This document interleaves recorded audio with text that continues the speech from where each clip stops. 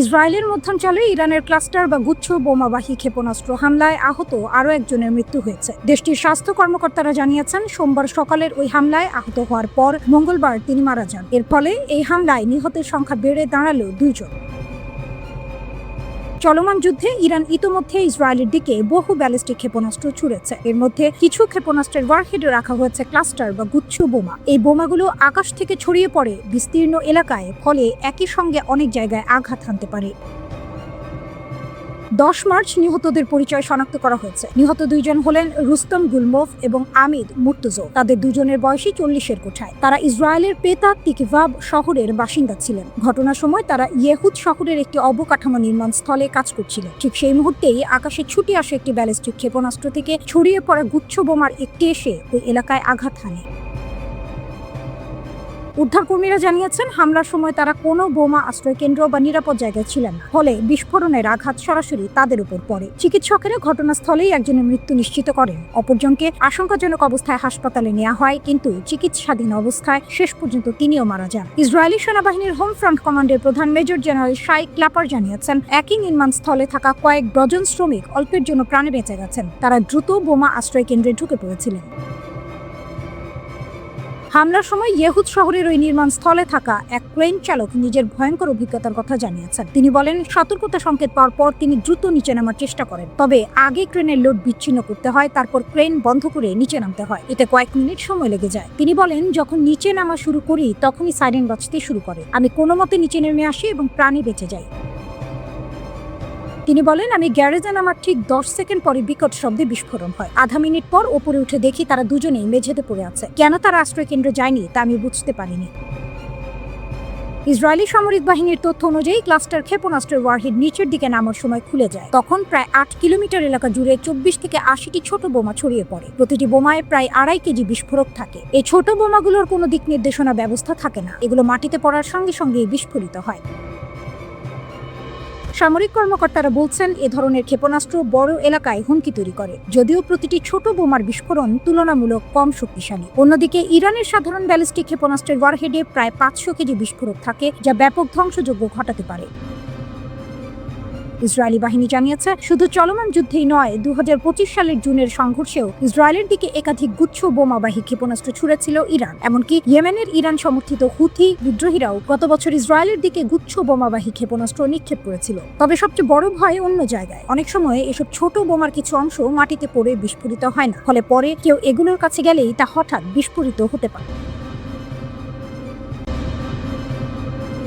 Israel ও ইরানের চলমান সংঘাত দিন দিন আরো ভয়াবহ হয়ে উঠছে। এই যুদ্ধের প্রভাব এখন স্পষ্টভাবে দেখা যাচ্ছে ইসরায়েলের রাজপথে, শহরের ভেতরে এবং জরুরি সেবা কেন্দ্রগুলোতে। মাত্র কয়েকদিনের মধ্যেই একের পর এক প্রাণঘাতী হামলার ঘটনা ঘটেছে, ফলে উদ্ধার কর্মীদের জন্য পরিস্থিতি হয়ে উঠেছে অত্যন্ত কঠিন ও ঝুঁকিপূর্ণ। মধ্য ইসরায়েলের বেইত শেমেশ শহরে একটি ভয়াবহ রকেট হামলায় অন্তত 9 জন মানুষ নিহত হয়েছেন। চলমান সংঘাতে এটিকে সবচেয়ে রক্তক্ষয়ী ঘটনাগুলোর একটি হিসেবে ধরা হচ্ছে। বিস্ফোরণের পরপরই পুরো এলাকায় আতঙ্ক ছড়িয়ে পড়ে। আশেপাশের ঘরবাড়ি ও যানবাহন ক্ষতিগ্রস্ত হয়। এরপর দ্রুত ঘটনাস্থলে পৌঁছে উদ্ধারকর্মীরা আহতদের উদ্ধার করে হাসপাতালে নেওয়ার কাজ শুরু করেন। অন্যদিকে দেশের বাণিজ্যিক কেন্দ্র তেল আবিবেও বড় ধরনের রকেট বিস্ফোরণের ঘটনা ঘটেছে। এই হামলায় অন্তত 1 জন নিহত হয়েছেন এবং প্রায় 50 জন আহত হয়েছেন বলে জানা গেছে। বিস্ফোরণের পর চারপাশে ভাঙা কাঁচ, ধ্বংসস্তূপ এবং ক্ষতিগ্রস্ত গাড়ির দৃশ্য দেখা যায়। অনেক মানুষ আতঙ্কে আশ্রয়কেন্দ্র ও নিরাপদ স্থানে ছুটে যান। উদ্ধারকর্মীরা বলছেন, প্রতিটি হামলার পর তাদের দ্রুত কাজ শুরু করতে হয়। সময় তখন খুবই গুরুত্বপূর্ণ হয়ে ওঠে। তাই কোনো বিলম্ব না করে তারা ঘটনাস্থলে পৌঁছে আহতদের উদ্ধার করার চেষ্টা করেন। বছরের পর বছর ধরে রকেট ও ড্রোন হামলার অভিজ্ঞতা থাকার কারণে ইসরায়েলের এই প্রথম সারির উদ্ধারকর্মীরা এখন অনেকটাই প্রস্তুত। তারা জানেন যে কোনো সময় নতুন হামলা হতে পারে। তাই কঠিন পরিস্থিতির মধ্যেও তারা মানসিকভাবে দৃঢ় থেকে কাজ করার চেষ্টা করেন। উদ্ধারকর্মীদের মতে, এমন পরিস্থিতিতে শুধু প্রশিক্ষণই নয়, সাহস এবং ধৈর্যও খুব প্রয়োজন। কারণ প্রতিটি হামলার পর তাদের সামনে থাকে ধ্বংসস্তূপ, আহত মানুষ এবং আতঙ্কিত সাধারণ নাগরিক। এই সংঘাত চলতে থাকলে পরিস্থিতি আরো ভয়াবহ হয়ে উঠতে পারে বলে আশঙ্কা করা হচ্ছে। তাই ইসরায়েলের জরুরি সেবা কর্মীরা প্রতিনিয়ত প্রস্তুত থাকছেন, যেন নতুন কোনো হামলার পর দ্রুত মানুষের পাশে দাঁড়াতে পারে। মধ্যপ্রাচ্যের আকাশ এখন যুদ্ধের আগুনে লাল। চারদিকে আতঙ্ক, মিসাইলের শব্দে কাঁপছে শহর, আর প্রতিদিনই যেন সংঘাত আরো বড় হয়ে উঠছে। গত 28 ফেব্রুয়ারি শুরু হওয়া যুদ্ধ এখন আর শুধু দুই দেশের লড়াই নয়, একদিকে ইরান, অন্যদিকে ইসরায়েল ও যুক্তরাষ্ট্র। কিন্তু কয়েকদিনের মধ্যেই এই সংঘাত ছড়িয়ে পড়েছে পুরো উপসাগরীয় অঞ্চলে। 9 মার্চ ভোরে এক নজিরবিহীন হামলা চালায় ইরান। মিসাইল ও ড্রোনের একযোগে আঘাতে কেঁপে ওঠে বাহরাইন, কাতার, আরব আমিরাত এবং সৌদি আরব। এই হামলার পর উপসাগরীয় দেশগুলোতে শুরু হয় তীব্র আতঙ্ক। বাহরাইনের পরিস্থিতি সবচেয়ে ভয়াবহ হয়ে ওঠে। দেশটির রাষ্ট্রীয় তেল কোম্পানি ব্যাপকো জানায় তাদের একটি বড় শোধনাগারে আগুন লেগেছে। বাহরাইনের সিট্রা দ্বীপে অবস্থিত ওই তেল শোধনাগারটি ইরানি ড্রোনের আঘাতে মারাত্মকভাবে ক্ষতিগ্রস্ত হয়। এই ঘটনার প্রভাব পড়ে বিশ্ববাজারেও। আন্তর্জাতিক বাজারে তেলের দাম হঠাৎ বেড়ে যায়। 4 বছরের মধ্যে প্রথমবারের মতো প্রতি ব্যারেল তেলের দাম $100 ছাড়িয়ে যায়। এদিকে কাতারের রাজধানী দোহা থেকেও আসে ভয়ঙ্কর খবর। গভীর রাতে সেখানে একের পর এক বিস্ফোরণের শব্দ শোনা যায়। স্থানীয় সূত্র জানায় অন্তত 12 থেকে 13টি বিকট বিস্ফোরণ পুরো শহরকে কাঁপিয়ে দেয়।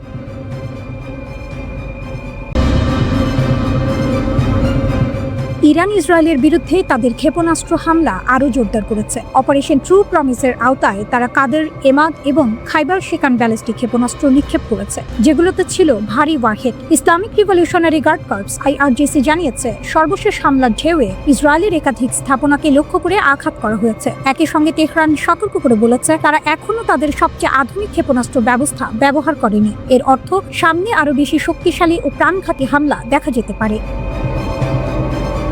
IRGCর মুখপাত্র আলী মোহাম্মদ নাইনি স্পষ্ট ভাষায় ঘোষণা দিয়েছেন ইরান অন্তত 6 মাস ধরে পূর্ণমাত্রার যুদ্ধ চালিয়ে যাওয়ার জন্য পুরোপুরি প্রস্তুত। তার কথায় ইরানের সশস্ত্র বাহিনী ইতিমধ্যেই বড় যুদ্ধের জন্য সব ধরনের কৌশল ও অস্ত্র প্রস্তুত করে রেখেছে। ভারী ব্যালিস্টিক ক্ষেপণাস্ত্র, ক্রুজ মিসাইল, ড্রোন, এমনকি আক্রমণকারী নৌযান, সবকিছুই প্রস্তুত একটি দীর্ঘ ও কঠিন যুদ্ধের জন্য। কিন্তু সবচেয়ে চমকে দেওয়ার মতো তথ্য হলো এখন পর্যন্ত যেসব ক্ষেপণাস্ত্র ব্যবহার করেছে ইরান, সেগুলো তাদের পুরনো প্রজন্মের অস্ত্র। IRGCর মুখপাত্র বলেন যুদ্ধের শুরু থেকে এখন পর্যন্ত যে মিসাইলগুলো নিক্ষেপ করা হয়েছে তার বেশিরভাগই 2012 ও 2013 সালের প্রযুক্তিতে তৈরি, অর্থাৎ প্রথম ও দ্বিতীয় প্রজন্মের ক্ষেপণাস্ত্র। তার ভাষায় গত 10 দশকে তৈরি সবচেয়ে আধুনিক মিসাইলগুলো আমরা এখনো ব্যবহারই করিনি। এই বক্তব্য শোনার পর আন্তর্জাতিক বিশ্লেষকদের কপালে ভাঁজ পড়েছে, কারণ এর অর্থ দাঁড়ায় ইরানের হাতে এখনো অনেক বেশি শক্তিশালী অস্ত্র মজুত রয়েছে। ইরানের দাবি সাম্প্রতিক বছরগুলোতে তাদের ক্ষেপণাস্ত্র উৎপাদন কয়েকগুণ বেড়েছে, অর্থাৎ যুদ্ধ দীর্ঘ হলে ইরানের হাতে গোলা বারুদের ঘাটতি হবে না, এটাই বোঝাতে চাইছে তেহরান। নতুন অভিযানের সর্বশেষ ধাপে ইরান ব্যবহার করেছে ভারী ব্যালিস্টিক মিসাইল, যেগুলোতে ছিল 700 কেজি থেকে 1 টন পর্যন্ত ওয়ারহেড। IRGCর দাবি অনুযায়ী এই হামলায় ব্যবহার করা হয়েছে উন্নত মানের কাদের ও ইমাদ ব্যালিস্টিক মিসাইল। এর সঙ্গে যুক্ত হয়েছে আরেকটি ভয়ঙ্কর অস্ত্র, খাইবার শেকান মিসাইল। এই ক্ষেপণাস্ত্রের পাল্লা প্রায় 1450 কিলোমিটার দূর থেকে আঘাত হানতে সক্ষম, আর লক্ষ্যবস্তুতে পৌঁছালে তার ধ্বংস ক্ষমতা ভয়াবহ। গত 5 মার্চ সকালে এমন একাধিক মিসাইল ইসরায়েলের গুরুত্বপূর্ণ সামরিক স্থাপনার দিকে ছুটে যায়। ইরানের দাবি এমন হামলায় একাধিক কৌশলগত লক্ষ্যবস্তুতে আঘাত হেনেছে তাদের ক্ষেপণাস্ত্র। বিশ্লেষকদের মতে এই একই ধরনের মিসাইল ব্যবহার করেই সম্প্রতি ইসরায়েলের প্রধানমন্ত্রী বেনিয়ামিন নেতানিয়াহুর নিরাপদ অফিস লক্ষ্য করে হামলা চালানো হয়েছিল। এদিকে ইসরায়েল অভিযোগ করেছে ইরান এই যুদ্ধে ক্লাস্টার বোমা ব্যবহার করছে, যা অত্যন্ত ধ্বংসাত্মক এবং বিপজ্জনক। মধ্য ইসরায়েলের 2টি ঘনবসতিপূর্ণ এলাকায় আঘাত হানে ইরানি ক্ষেপণাস্ত্র। এর ফলে আশপাশের আবাসিক এলাকায় ব্যাপক ক্ষয়ক্ষতি হয়, ধসে পড়ে বহু ভবন, পুড়ে যায় অসংখ্য গাড়ি। ইসরায়েলি শহরগুলোর রাস্তায় ছড়িয়ে পড়ে ধ্বংসস্তূপ। 7 মার্চ IRGC আরও জানায় তারা সমন্বিত ড্রোন ও ব্যালিস্টিক মিসাইল হামলা চালিয়েছে ইসরায়েলের বিভিন্ন স্থাপনায়। এই হামলায় ব্যবহার করা হয়েছে নতুন প্রজন্মের নির্ভুল ক্ষেপণাস্ত্র।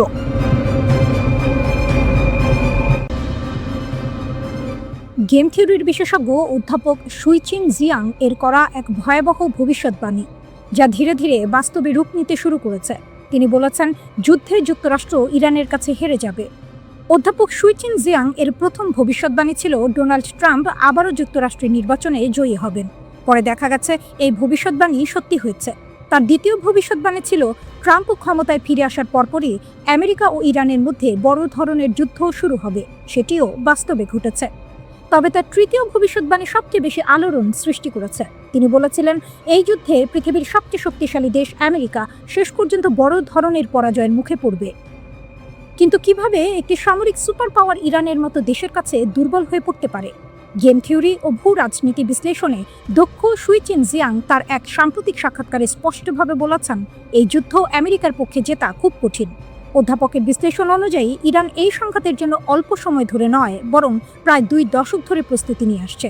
তাদের শাসন ব্যবস্থায় এই সংঘাতকে এক ধরনের চূড়ান্ত যুদ্ধ হিসেবে দেখা হয়, যেখানে তারা আমেরিকাকে বড় শয়তান হিসেবে বিবেচনা করে।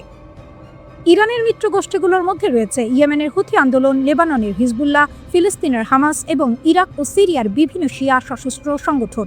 এই সব গোষ্ঠী একসঙ্গে কাজ করে আমেরিকার মানসিকতা এবং যুদ্ধ পরিচালনার কৌশল ভালোভাবে বুঝে নিয়েছে। তাদের লক্ষ্য শুধু আমেরিকান সৈন্যদের আক্রমণ করা নয়, বরং তাদের বড় পরিকল্পনা হলো পুরো আমেরিকান প্রভাব এবং বৈশ্বিক অর্থনৈতিক কাঠামোকে দুর্বল করে দেয়া। এই কারণে তারা সরাসরি আমেরিকার সঙ্গে সংঘর্ষে না গিয়ে এমন দেশগুলোকে লক্ষ্য করছে যেগুলো আমেরিকার অর্থনীতির জন্য অত্যন্ত গুরুত্বপূর্ণ। এসব দেশের মধ্যে রয়েছে উপসাগরীয় অঞ্চল, যেমন সৌদি আরব, সংযুক্ত আরব আমিরাত, কাতার এবং বাহরাইন। এখন প্রশ্ন ওঠে, বিশ্বের সবচেয়ে উন্নত সেনাবাহিনী থাকা সত্ত্বেও আমেরিকা কেন এই সস্তা ড্রোনগুলো সহজে থামাতে পারছে না? ইরানের শাহেদ 136 ড্রোন সম্পূর্ণভাবে ইরান ও রাশিয়ায় তৈরি হয়। এই ড্রোন খুব সস্তা হলেও কার্যকর। এতে 2 স্ট্রোক পিস্টন ইঞ্জিন থাকে, যা ঘন্টায় প্রায় 185 কিলোমিটার গতিতে প্রায় 2000 কিলোমিটার পথ অতিক্রম করতে পারে মাত্র 100 লিটার জ্বালানিতে। এটি পরিচালনা করাও খুব সহজ। শুধু জিপিএস কোঅর্ডিনেট সেট করলেই এটি নির্দিষ্ট লক্ষ্যবস্তুর দিকে চলে যায়। এটি খুব নিচু দিয়ে উড়ে, তাই এটিকে শনাক্ত বা আটকানো কঠিন হয়ে পড়ে। মাত্র 8 ফুট চওড়া এই ড্রোন প্রায় 40 কেজি বিস্ফোরক বহন করতে পারে। আমেরিকার প্রতিরক্ষা কর্মকর্তারাও স্বীকার করেছেন যে ইরানি ড্রোন এখন বড় ধরনের চ্যালেঞ্জ হয়ে উঠেছে। এখন আমেরিকার মিসাইলের মজুদ দ্রুত কমছে এবং তাদের এশিয়ার জন্য সংরক্ষিত সামরিক রিজার্ভ থেকেও অস্ত্র ব্যবহার করতে হচ্ছে। অনেক বিশ্লেষকের মতে এটি আমেরিকার দীর্ঘদিনের সামরিক প্রভাব দুর্বল হওয়ার একটি ইঙ্গিত হতে পারে। যদি এই পরিস্থিতি চলতে থাকে, তাহলে পেট্রো ডলার ব্যবস্থাও দুর্বল হয়ে যেতে পারে এবং পৃথিবী ধীরে ধীরে বহু মেরু বিশ্বের দিকে এগোতে পারে। অধ্যাপক জিয়াংয়ের দাবি অনুযায়ী পৃথিবীর ক্ষমতার পেছনে কিছু গোপন সংগঠন কাজ করে, যারা মধ্যপ্রাচ্যে একটি বড় যুদ্ধকে শেষ সময়ের পরিকল্পনা বা ভবিষ্যৎবাণীর অংশ হিসেবে দেখে।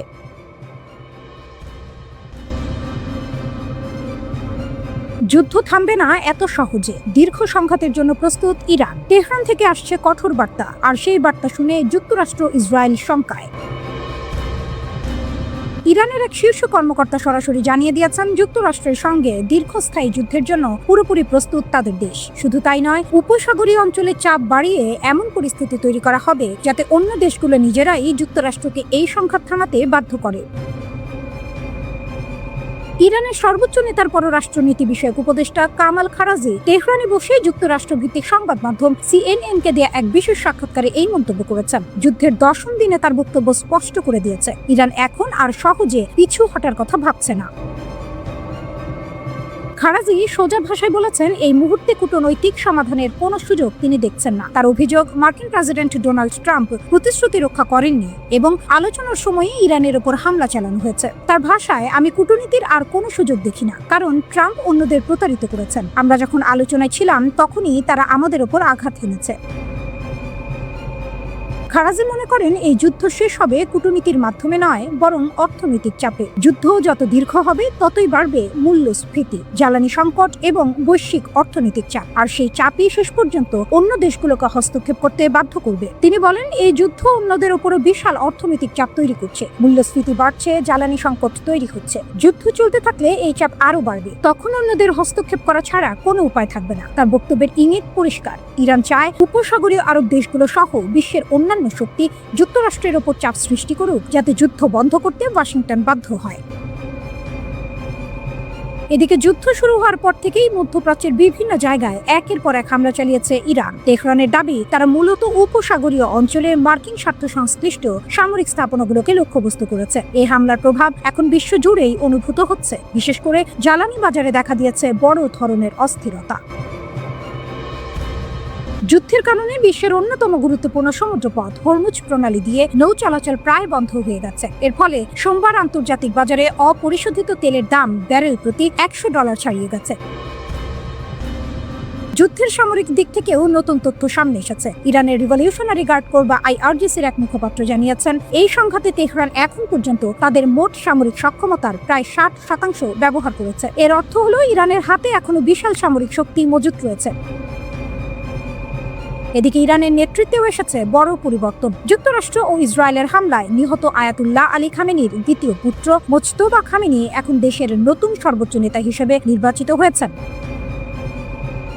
বিশ্লেষকদের মতে এই সিদ্ধান্ত সংঘাতকে আরো তীব্র করে তুলতে পারে। মার্কিন প্রেসিডেন্ট ডোনাল্ড ট্রাম্প ইতিমধ্যেই মোজতবা খামেনির নিয়োগকে অগ্রহণযোগ্য বলে মন্তব্য করেছেন। তবে এ বিষয়ে খারাজির প্রতিক্রিয়া ছিল সংক্ষিপ্ত ও তীক্ষ্ণ। তিনি বলেন, এটি ট্রাম্পের বিষয় নয়।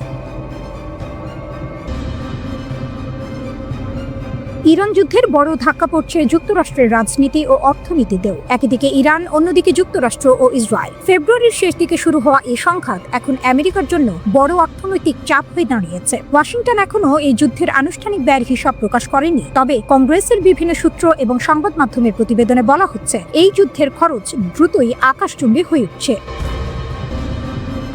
মার্কিন কয়েকটি সংবাদ মাধ্যমের প্রতিবেদনে দাবি করা হয়েছে, ইরানের বিরুদ্ধে এই যুদ্ধে যুক্তরাষ্ট্রের প্রতিদিন প্রায় 100 থেকে 200 কোটি ডলার পর্যন্ত ব্যয় হচ্ছে। এই বিপুল ব্যয় নিয়ে এখন আমেরিকার রাজনীতিতে তীব্র বিতর্ক শুরু হয়েছে। ডেমোক্রেট নেতা হাকিম জেফ্রিজ প্রেসিডেন্ট ডোনাল্ড ট্রাম্পের তীব্র সমালোচনা করেছেন। তিনি বলেন, যখন সাধারণ মানুষ স্বাস্থ্যসেবা ও নিত্য প্রয়োজনীয় পণ্যের দাম নিয়ে কষ্টে আছে, তখন সরকার মধ্যপ্রাচ্যের এই যুদ্ধে বিলিয়ন বিলিয়ন ডলার খরচ করছে। বিশ্লেষকদের মতে, যুদ্ধের এই বাড়তি ব্যয় ট্রাম্পের জনপ্রিয়তা কমার একটি বড় কারণ হয়ে দাঁড়াচ্ছে। এই যুদ্ধের প্রকৃত খরচ কত তা জানতে কংগ্রেসে নতুন উদ্যোগ নেওয়া হয়েছে। হাউস বাজেট কমিটির ডেমোক্রেট নেতা ব্র্যান্ডন বয়েল কংগ্রেশনাল বাজেট অফিসকে যুদ্ধের পুরো অর্থনৈতিক প্রভাব বিশ্লেষণ করার অনুরোধ জানিয়েছেন। তিনি জানতে চেয়েছেন, এই সংঘাতের কারণে জ্বালানির দাম কতটা বাড়তে পারে এবং ভবিষ্যতে অন্য কোনো বড় সংকট তৈরি হলে আমেরিকা তা সামাল দিতে পারবে কিনা। বিশেষজ্ঞদের মতে, যুদ্ধের খরচ এত বেশি হওয়ার একটি বড় কারণ হলো অত্যন্ত দামি অস্ত্রের ব্যবহার। ইরানের ড্রোন ও মিসাইল ঠেকাতে যুক্তরাষ্ট্র যে বাধা প্রদানকারী মিসাইল ব্যবহার করছে, সেগুলোর প্রতিটির দাম কয়েক মিলিয়ন ডলার। ফলে প্রতিটি হামলা প্রতিহত করতেই কোটি কোটি ডলার খরচ হয়ে যাচ্ছে। অর্থনৈতিক বিশ্লেষকদের মতে, যুদ্ধের শুরুতে প্রতিদিনের ব্যয় 200 কোটি ডলার পর্যন্ত পৌঁছানো অসম্ভব নয়। যদিও দীর্ঘমেয়াদে এই খরচ কিছুটা কমে প্রতিদিন প্রায় 800 বিলিয়ন ডলারে নামতে পারে। সামরিক দিক থেকেও এই সংঘাত যুক্তরাষ্ট্রের জন্য বড় চাপ তৈরি করছে। বিশ্লেষণে দেখা গেছে, বর্তমানে মধ্যপ্রাচ্যে যুক্তরাষ্ট্রের সামরিক উপস্থিতি 2003 সালের ইরাক যুদ্ধের সময়ের চেয়েও বেশি শক্তিশালী। ফেব্রুয়ারি থেকে এখন পর্যন্ত যুক্তরাষ্ট্র এই অঞ্চলে 120টিরও বেশি যুদ্ধ বিমান মোতায়েন করেছে। এর মধ্যে রয়েছে অত্যাধুনিক F-35 এবং F-22 যুদ্ধ বিমান। ওয়াশিংটনের একটি বিশ্লেষণে বলা হয়েছে, যুদ্ধের প্রথম 100 ঘন্টাতেই যুক্তরাষ্ট্র প্রায় 370 কোটি ডলার খরচ করেছে। এর বেশিরভাগই ব্যয় হয়েছে গোলাবারুদ এবং সামরিক সরঞ্জাম পুনরায় কিনতে। এই ব্যয়ের একটি ছোট অংশ আগে থেকেই বাজেটে ছিল, কিন্তু বাকি বিপুল অর্থের জন্য পেন্টাগনকে নতুন করে অর্থের আবেদন করতে হচ্ছে। এই পরিস্থিতিতে পেন্টাগন হারানো অস্ত্র ও মিসাইল পুনরায় কেনার জন্য প্রায় 50 বিলিয়ন ডলারের একটি অতিরিক্ত বাজেট প্রস্তাব তৈরি করেছে। এটি কংগ্রেসে অনুমোদনের জন্য পাঠানো হবে। তবে এখানেই দেখা দিয়েছে নতুন সমস্যা। মুদ্রাস্ফীতি ও বাজেট ঘাটতির কারণে অনেক আইন প্রণেতা এত বড় ব্যয় অনুমোদন করতে অনিচ্ছুক। নিরাপত্তা বিশ্লেষকদের মতে, অর্থের চেয়েও বড় সমস্যা হয়ে দাঁড়িয়েছে যুক্তরাষ্ট্রের বাধা প্রদানকারী মিসাইলের মজুত কমে যাওয়া। তাদের মতে, অর্থের যোগান হয়তো যুক্তরাষ্ট্র দীর্ঘদিন ধরে দিতে পারবে, কিন্তু যদি একই গতিতে ড্রোন ও মিসাইল হামলা চলতে থাকে, তাহলে কয়েক মাসের মধ্যেই এসব সমরাষ্ট্রের ভান্ডার ফুরিয়ে যেতে পারে।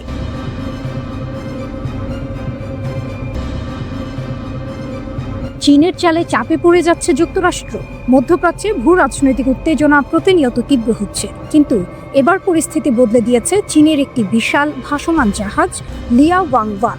ওমান সাগরে অবস্থান করা এই জাহাজের ভেতরে রয়েছে একাধিক নজরদারি এবং গোয়েন্দা প্রযুক্তি, যা মার্কিন যুক্তরাষ্ট্র, ইসরায়েল এবং উপসাগরীয় দেশগুলোর সামরিক কর্মকাণ্ড নজরদারি করতে সক্ষম। চীনের প্রেসিডেন্ট শি জিনপিং নিজের প্রশাসনের মাধ্যমে এই 30,000 টন ওজনের জাহাজকে একটি ভাসমান সুপার কম্পিউটার হিসেবে মোতায়েন করেছেন।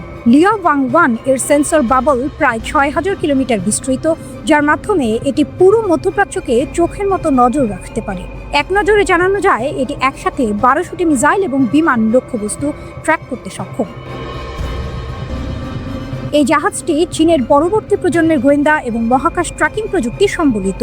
2025 সালে কমিশন করা হয় এটি। তবে এটি কোনো সাধারণ জাহাজ নয়। একজন আমেরিকান থিঙ্ক ট্যাঙ্কের বিশ্লেষক জানিয়েছেন, লিয়া ওয়াং কেবল জাহাজ নয়, এটি ভাসমান সুপার কম্পিউটার যা অদৃশ্য যুদ্ধক্ষেত্রের মানচিত্র তৈরি করতে পেটাবাইট ডেটা প্রক্রিয়াকরণ করে। এর রাডার এবং সেন্সরগুলো এতই উন্নত যে এটি মিসাইলের ধরন, আকাশী বিমান উড্ডয়ন এবং সম্ভাব্য আক্রমণ শনাক্ত করতে পারে। এখন ইরান সহজেই শত্রু দেশগুলোর কার্যক্রম এবং হামলার পরিকল্পনা পর্যবেক্ষণ করতে পারছে। এটি একটি অত্যন্ত শক্তিশালী সমরাষ্ট্র নজরদারি। হরমুজ প্রণালীর 6000 কিলোমিটার জুড়ে মোতায়েন এই জাহাজটি শুধু নজর রাখছে না, যুদ্ধের সময় ইরানের কৌশলও বদলে দিতে পারে। লিয়া ওয়াং 1 এর নিরাপত্তা নিশ্চিত করছে চীনের প্ল্যান 055 এবং টাইপ 052D ডেস্ট্রয়ার, যা এই ভাসমান কম্পিউটারকে আক্রমণ থেকে রক্ষা করছে। অর্থাৎ চীনের প্রশাসন সরাসরি ইরানের পাশে অবস্থান নিয়ে তার শক্তিশালী সমর্থন প্রদর্শন করছে। এটি শুধু একটি গোয়েন্দা জাহাজ নয়, মধ্যপ্রাচ্যের জন্য চীনের শক্তির এক সরাসরি বার্তা। বর্তমানে পারস্য উপসাগরীয় দেশ ইরান প্রতিনিয়ত মিসাইল এবং ড্রোন হামলা চালাচ্ছে। লিয়া ওয়াং 1 এর মাধ্যমে চীন পরোক্ষভাবে ইরানের পাশে দাঁড়াচ্ছে। এটি এমন এক দৃষ্টান্ত স্থাপন করছে যেখানে শুধুমাত্র নজরদারি এবং তথ্য সংগ্রহের মাধ্যমে যুদ্ধের পরিস্থিতি একদম পাল্টে ফেলা সম্ভব। একদিকে মার্কিন যুক্তরাষ্ট্র এবং ইসরায়েল এখনও বাস্তব সময়ে ইরানের হামলার পরিকল্পনা বুঝতে চেষ্টা করছে। অন্যদিকে চীনের এই ভাসমান সুপার কম্পিউটার ইরানকে দিয়েছে নতুন ধরনের সমরাষ্ট্র চোখ, যা মুহূর্তেই শত্রুর পরিকল্পনা ভেদ করতে সক্ষম। যুদ্ধক্ষেত্রে নতুন এই প্রযুক্তি শুধু সামরিক সমীকরণে বদলাচ্ছে না, এটি পুরো ভূ রাজনৈতিক স্থিতি ও মধ্যপ্রাচ্যের ভারসাম্যকেও পাল্টে দিচ্ছে। ইরান শুরু থেকেই চীনের সাহায্যে তার সমরাষ্ট্র ভাণ্ডারকে শক্তিশালী করেছে, আর এখন লিয়া ওয়াং 1 এর মাধ্যমে সে পেয়েছে গোয়েন্দা নজরদারিতে অপ্রতিরোধ্য শক্তি। মধ্যপ্রাচ্যের আকাশে, সমুদ্রে এবং দূরদর্শী নজরে চীনের ভাসমান সুপার কম্পিউটার একটি নতুন যুগের শুরুর নিদর্শন। একে শুধু একটি জাহাজ হিসেবে দেখলে হবে না, এটি যুদ্ধক্ষেত্রে ইরানের কৌশলগত শক্তিকে কয়েক গুণ বাড়াচ্ছে। যুদ্ধ এখন শুধু মিসাইল এবং বিমান হামলা নয়, এটি তথ্য এবং নজরদারির যুদ্ধও বটে। লিয়া ওয়াং 1 সেই দিকেই ইরানকে দিয়েছে অদম্য শক্তি, যা শত্রুদের চোখের সামনে এক নতুন বাস্তবতা গড়ে দিচ্ছে।